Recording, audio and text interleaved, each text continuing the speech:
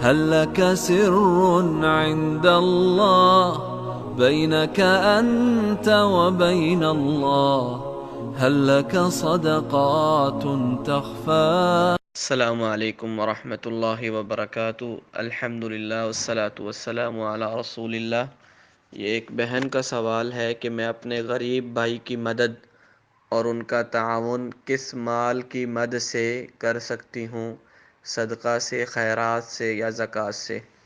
دیکھیے، اس میں سب سے پہلے آپ کو اپنے بھائی کی سچویشن یعنی معاشی حالات کو دیکھنا ہوگا۔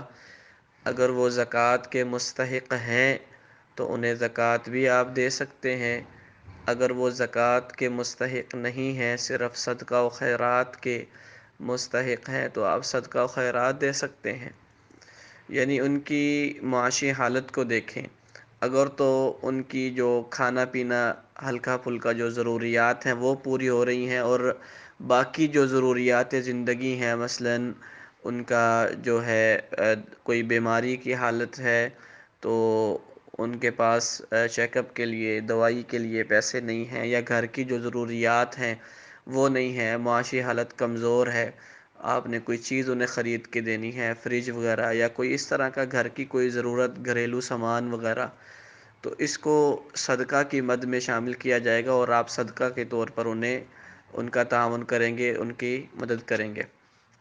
اگر وہ زکوٰۃ کے مستحق ہیں، یعنی اتنی غربت ہے اور معاشی حالت اتنی کمزور ہے کہ بڑی مشکل سے وہ کھانا پینا بھی پورا نہیں کر پاتے، تو پھر اس صورت میں آپ ان کو اپنی زکوٰۃ بھی دے سکتے ہیں۔ تو ان کی حالات کے اوپر ہی ڈیپینڈ کرتا ہے۔ البتہ آپ ہر طرح کا مال، ہر طرح کا تعاون ان کے ساتھ کر سکتے ہیں، زکوٰۃ بھی، صدقہ بھی، خیرات بھی، لیکن ان کی حالت پر، ان کی سچویشن پر ڈیپینڈ کرتا ہے۔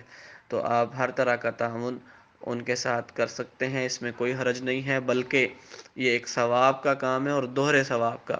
ایک تو آپ زکوٰۃ نکال رہے ہیں، زکوٰۃ کا ثواب، اور دوسرا صلہ رحمی کو قائم کرنے کا ثواب۔